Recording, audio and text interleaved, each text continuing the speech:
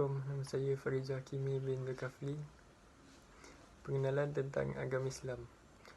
Agama Islam adalah agama dakwah, iaitu agama yang lahir dan tersebar dengan aktiviti dakwah Islamiah.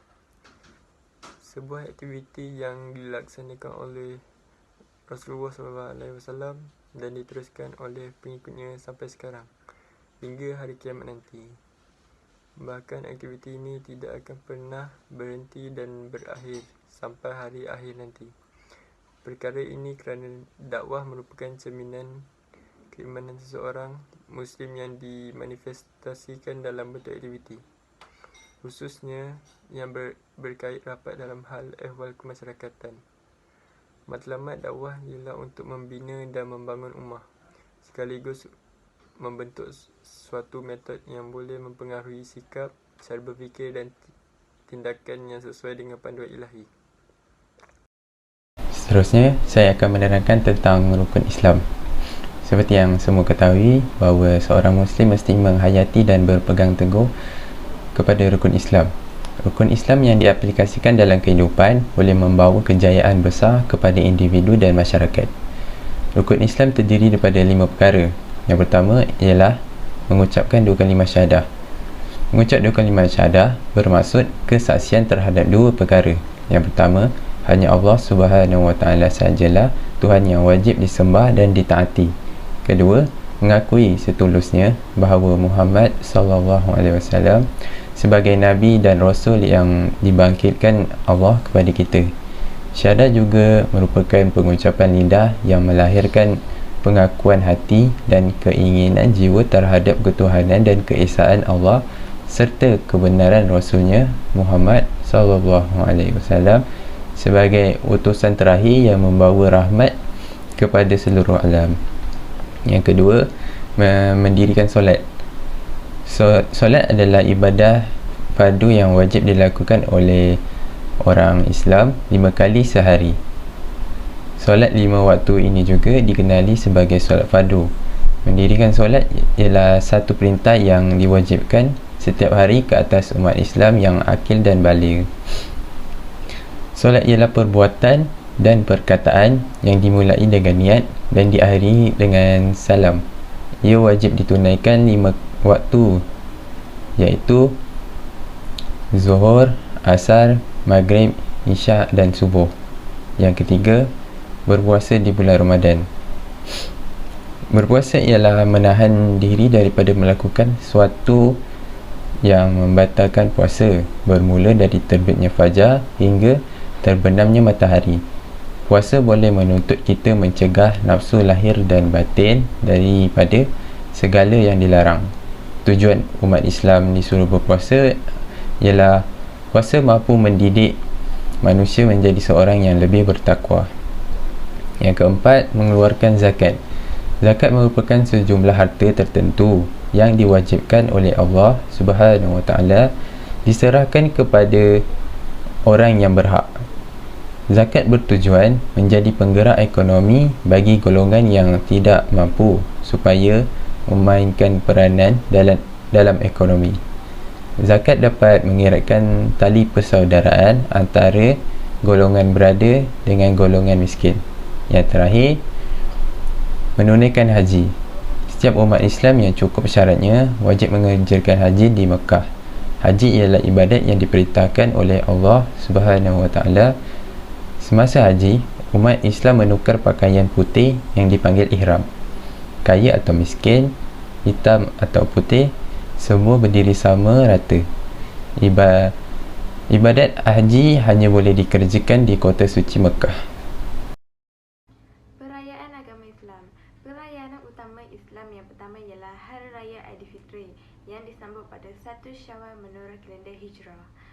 Hari Raya Aidilfitri disambut oleh umat Islam setelah berpuasa selama sebulan pada bulan Ramadan.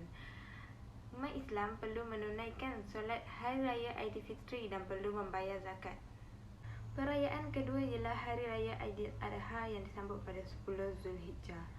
Umat Islam disunatkan untuk berkorban, menyembelih unta, lembu, kambing dan lain-lain. Umat Islam juga menunaikan solat sunat Hari Raya Aidil Adha.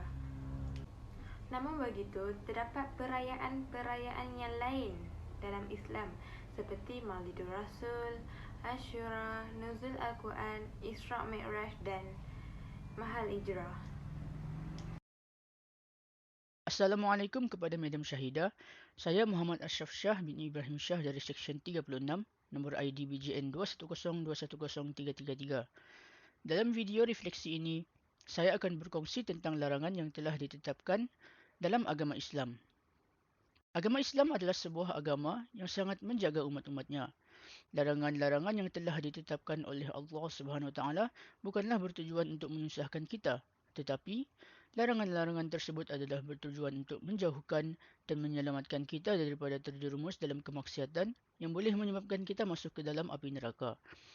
Setiap umat Islam mestilah bertakwa kepada Allah Subhanahu Wa Taala dan taat pada perintahnya serta meninggalkan segala larangannya agar kita berjaya di dunia dan di akhirat.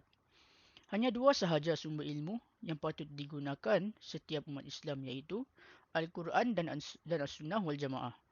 Seperti larangan meminum arak dalam surah An-Nisa ayat 43, zaman sekarang, saintis telah mengkaji keburukan arak, iaitu arak boleh menyebabkan seseorang itu mendapat pelbagai penyakit seperti pankreatitis, iaitu suatu penyakit kronik yang menyerang bahagian perut manusia yang menghasilkan enzim-enzim pencernaan.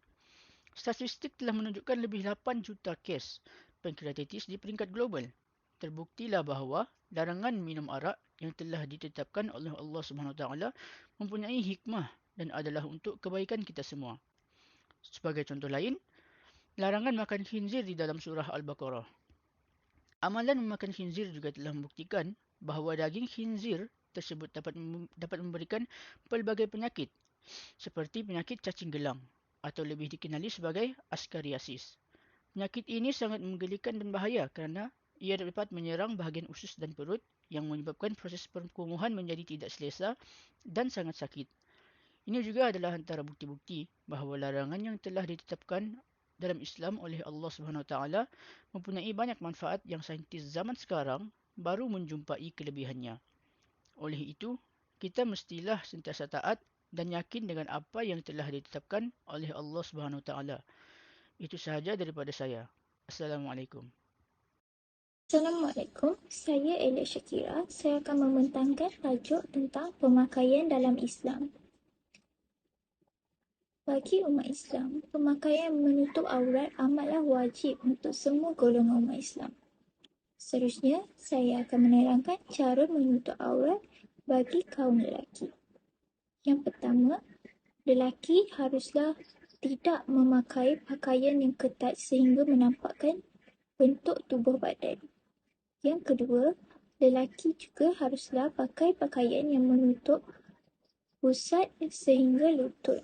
Perlulah memakai pakaian yang tidak menyerupai perempuan.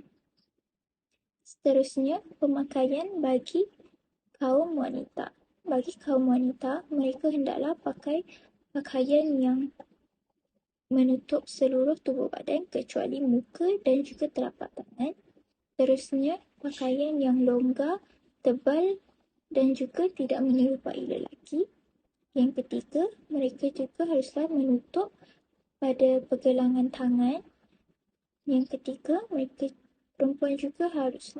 juga haruslah pakai stokin untuk menutup pada bahagian kaki. Kesimpulan, Islam merupakan agama yang mudah dan tidak akan memudaratkan umatnya serta tiada paksaan bagi orang bukan Muslim untuk memeluk agama ini. Seterusnya, Islam juga tidak akan membebankan umatnya dengan perkara yang tidak mampu dilakukan oleh mereka kerana Allah juga bersifat Maha Pengasih serta tidak akan membiarkan umatnya dalam kesusahan yang melampaui batas mereka. Islam juga merupakan